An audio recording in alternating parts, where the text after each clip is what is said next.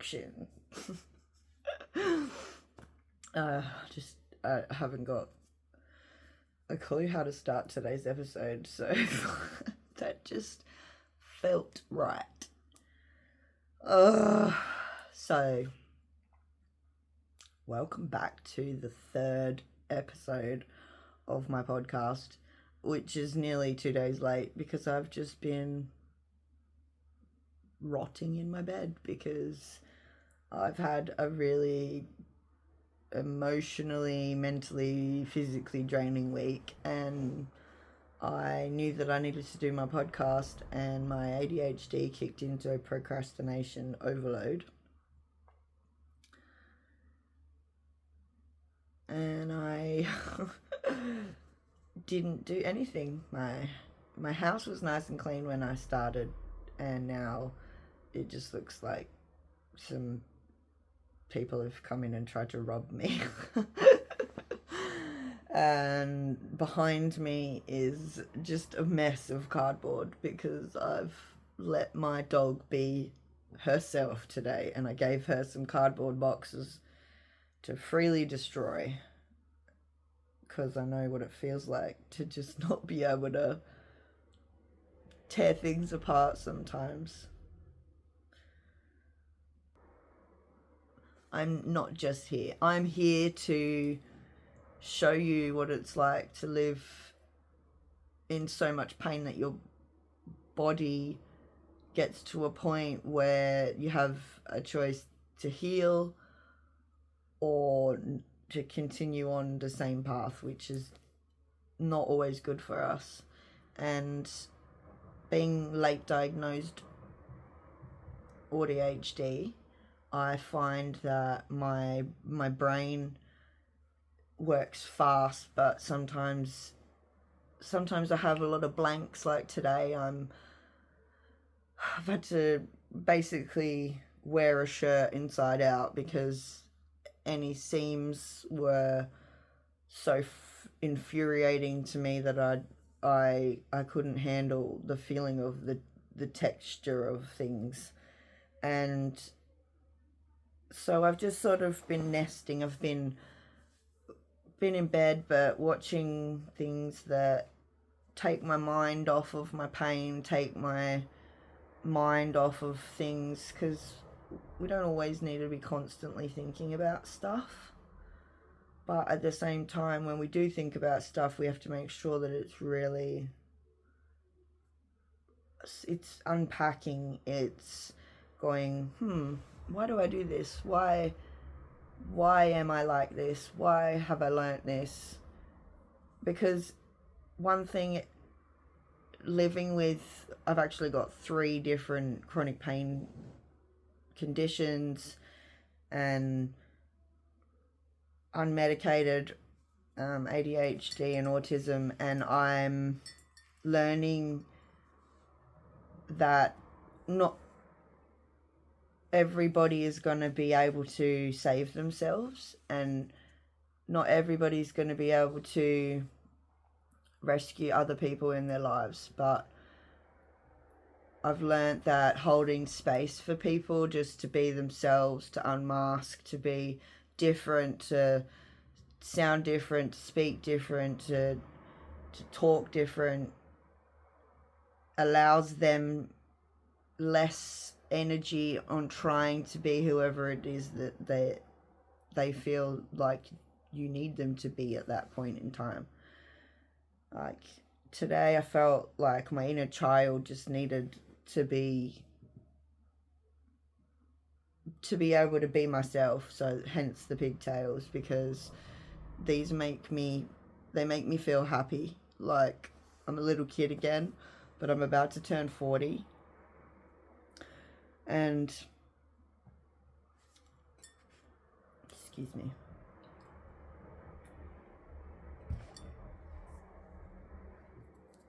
We need to create a community, and that's what I'm trying to do.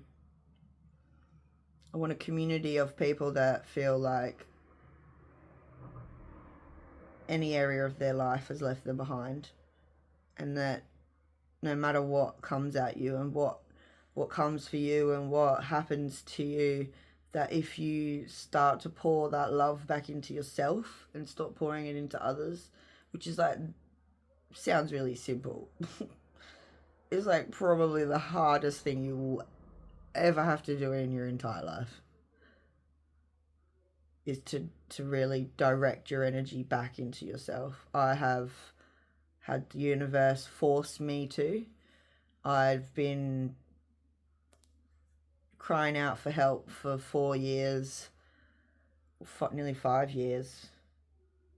I was homeless, sleeping in my car in a tent with my child, trying to stay sane from the fact that nobody would help me go through DV.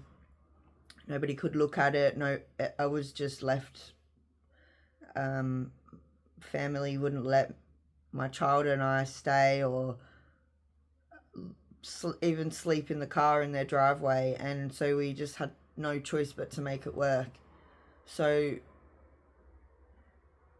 and now I have a house, and the house was a loving, beautiful home to start with, and then it started to all the walls have started to rot, and I've got an influx of mold. And I had received my inheritance, and I decided that I needed a complete change of life, and I moved from Australia to the UK because I'm a dual citizen. So I wanted a house, I wanted a home for my child and I, and the universe has blown it all up and made me be completely in solitude for 6 months. And what this podcast is you witnessing my breaking open, my allowing myself space to heal, my allowing myself to just be allowed to rest. I used to get yelled at by so many people. Are you coming to visit? Come on in. I used to get forgot what I was saying. She's used to calming my anxiety down. I know. Can we save the kisses for after? Do you need to go for a wee right in the middle of my podcast? You want to go outside? Okay, go. Oop.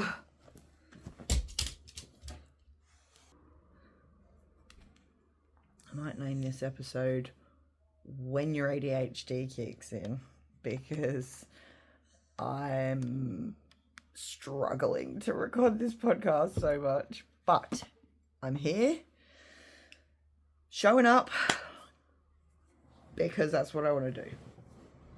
I want to get this out of me, because that's where healing happens. That's why I've called myself the pain alchemist, because I can't relate to anybody. I don't have any friends left, but that's not their fault. It's just the fact that my mind has shifted into a new place. And for all the years that I've had, the 39 years of my life, I've not had a safe space to cry. I've not been allowed to cry. I've not been allowed to grieve. I've always had to toughen up, princess, and carry on, and that's not always what we need. If it was a child and they'd hurt themselves, you would go to them and make sure that they were okay without scaring them with your own fear. You would pick them up, see what is wrong, hear what has happened for them, and understand and give a cuddle, and that gives back your connection. I was taught in therapy that is what everybody needs, and a lot of us don't get that throughout our lives. And then we end up in relationships with people who also don't understand that. So going throughout my life, I've kind of gone around like, will you love me with all this pain? And like, it wasn't that I felt unlovable, it's just that I didn't feel like I belonged anywhere. I didn't feel like I belonged with, I felt like I had so many different personalities for different friend groups, and I was a chameleon. I didn't have much choice. That's just what happens when you're undiagnosed. And so I think when you work out that, I think I've been at my lowest so many times when, you know, you're doing that scream cry on the bathroom floor and you just think you just want the world to open up a big cavern and swallow you whole. In that moment, everything kind of goes quiet. And I heard, like, I know people say that they like hear things in that moment, and I truly heard, no one's coming to save you. You have to save yourself. But I still didn't leave my toxic environment for another 4 years after that, because I wasn't strong enough mentally, emotionally, physically, financially, because of being married to a violent narcissist, and then finding out when my father died that I was surrounded by narcissists, and that when I left, when the universe removed me from my environment of what I was dealing with, I was in court constantly for DV and just getting retaliatory things happen. Like, I was dragged through the court system 16 times, and my piece of paper didn't mean anything to my safety or my child's safety. But it's down to you to realize that you're coming to save you, all the different versions you've ever been in your entire life. You can go back to those points in your life and like gather them up like an army of yourself. And I've managed to do that, and that's healed me a lot. Not everybody gets the chance to go back to all the places where trauma happened to them and have a different experience in that place, so that you're not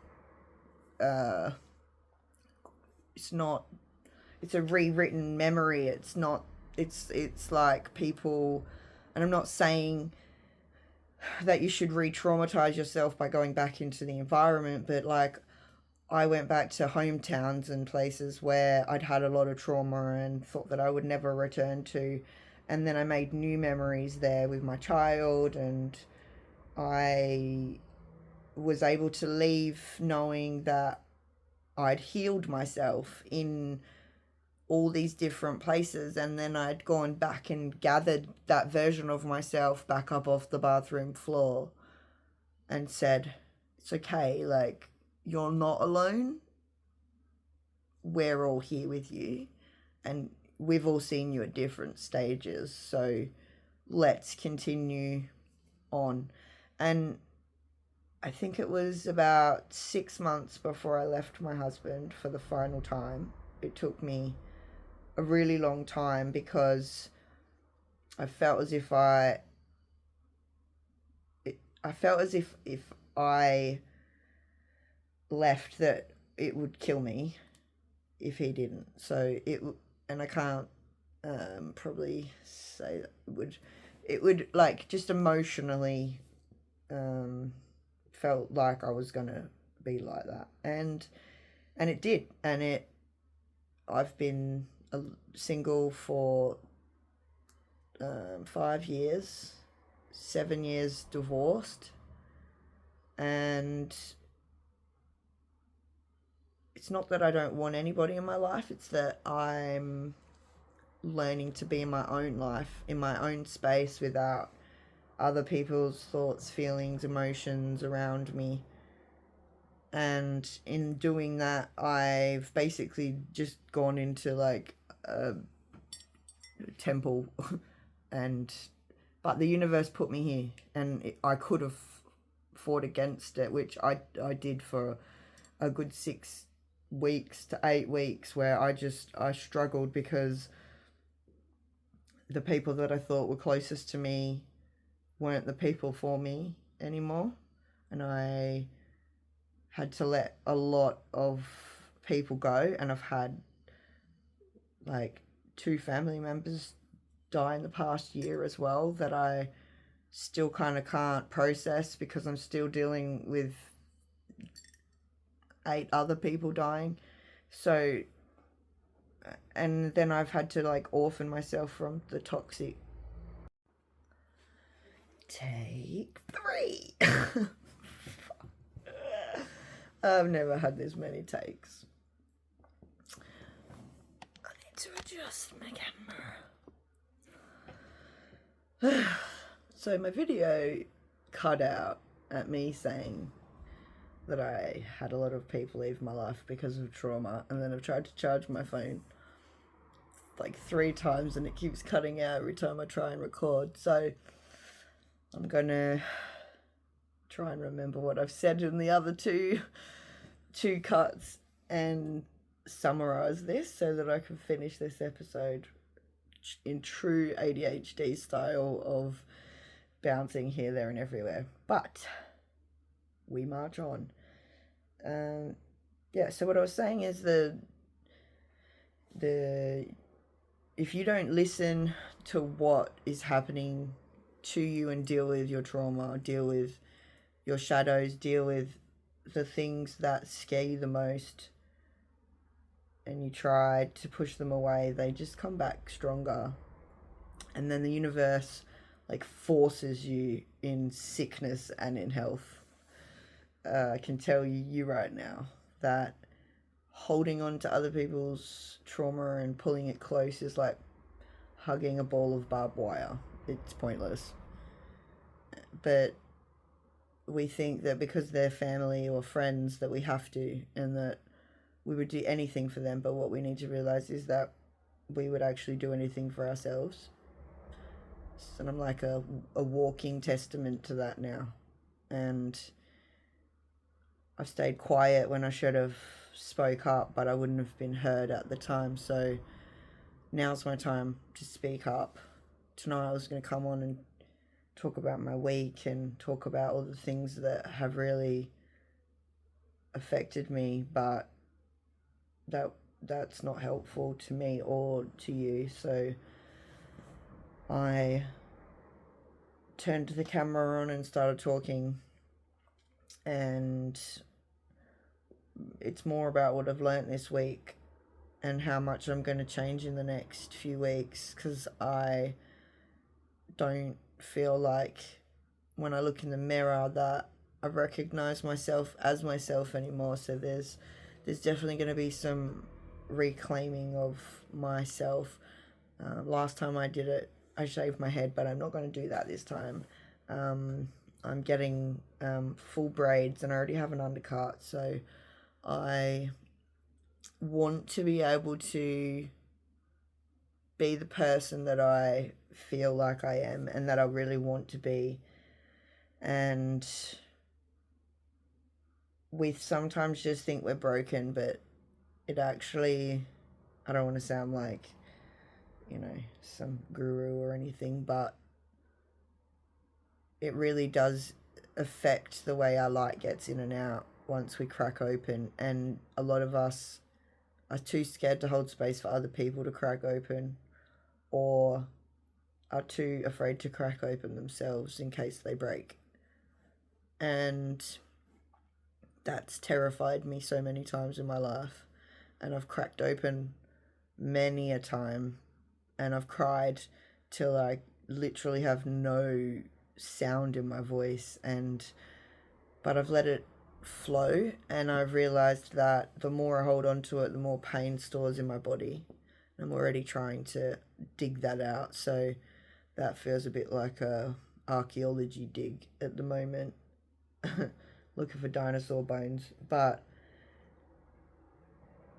I have a lot of things that I could be sad about or upset about, but I've just chose to listen and learn, and realize that if you stay quiet enough, sometimes you can hear what the world's trying to tell you, and it may be that the people around you aren't any good for you anymore because you're not the same person, and no matter how hard you try, they're going to still make you feel like you don't belong there, but it's because you don't.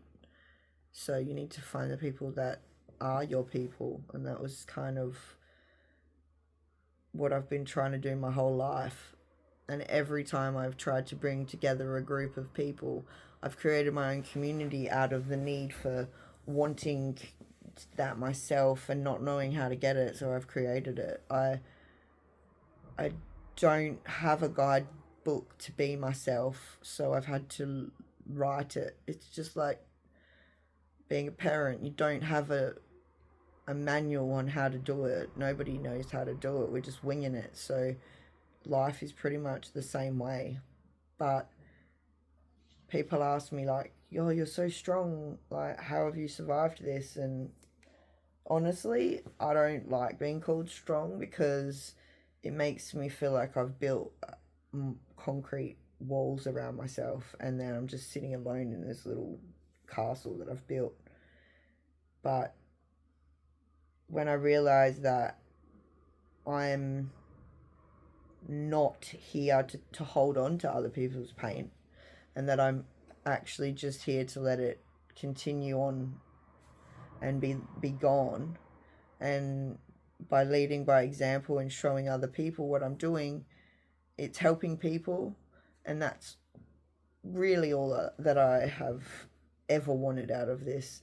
And I've been wanting to blog for so long and write for so long, but I realized the reason why I haven't is because the people around me would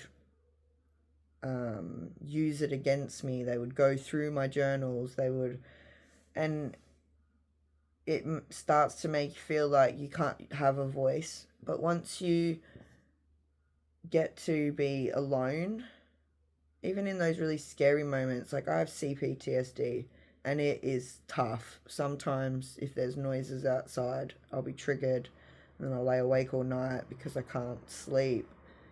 But I just have to keep, like, I just put my hand on my heart and I just repeat, I'm safe, I'm safe, I'm safe, I'm safe, until I understand that I am safe, I am okay. But when we're constantly reaching out for other people to help us out of our, like, clawing out of our hole, clawing out of the pit that we've put ourselves in, and once we really face why we're there and the reasoning behind it and question everything, which growing up was not a good thing for me because I was told to stop asking why, but now I've been sick for 26 years.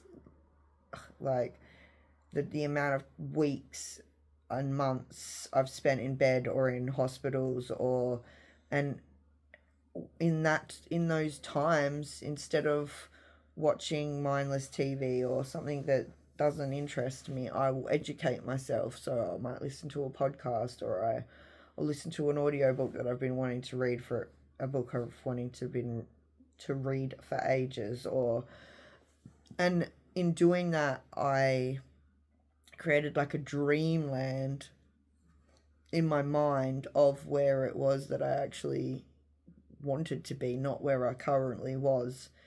And I ended up completely creating that reality for myself on a farm with 5 acres and no power and water in the middle of nowhere, or far enough away from society so that I could breathe. And it just ended up being intensely difficult.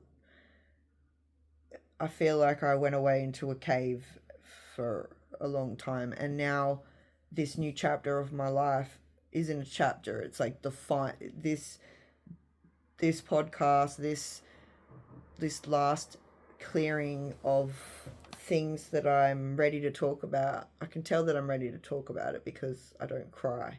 If I start crying, I know that I've still got work to do on that area. But yeah, I think I want the message just to be that it's okay to not be okay. And I know that that's one of those cliche sayings, but you're with yourself. You'll always be with yourself. So what would you do if you were meeting somebody new for the first time? What questions would you ask them? What things would you say? How would you treat them? Would you take them out to lunch? Would you go spend time together? Do that with yourself for like 30 days. Just pour the energy back into you. And it's not being selfish, and it's not taking that away from anybody else. But if you can do that, your mind shifts into a different place. You kind of like step into that version that you want rather than what you're focusing on. And I'm not saying forget your pain or don't get help when you need it. I just mean that when you get quiet enough, you really understand what your body's trying to tell you. And a lot of us, especially people like me dealing with endometriosis, it took like 9 years for me to get my diagnosis. And then on top of that, now that I've had a hysterectomy, it's like I've had to start back from baseline again. So I'm going through a lot of health issues as well, but I choose to show up as my unmasked, pausing, umming and ahhing my whole way through my podcast, because that's just who I am, and I don't want to cut all that out. So you just get the raw version of me. And I hope that in my healing and my breaking open and me going through things, that you feel like you can do it as well, because it doesn't matter whether you're in a tent or you're sleeping rough or you're sleeping in your car. It's whatever you make the space around you and within yourself. And once that happens, then the rest of the world adjusts. But just, if you want to reach out, I'll put in the comments links to some services, but it's more about letting people in and letting them see that you're not okay, and letting them hold space for you. And that's really hard, especially when you don't trust anybody. I don't trust anybody, but at the same time I trust myself. So now that's just where I'm at and where I'm going. And yes, that's a wrap on this week's podcast. And I will see you next Friday, hopefully, as long as my ADHD doesn't kick in. But even if it's late, I'm still going to show up and not punish myself for being late. So my goal is Fridays, and we will see how I go. But see you next week. Bye.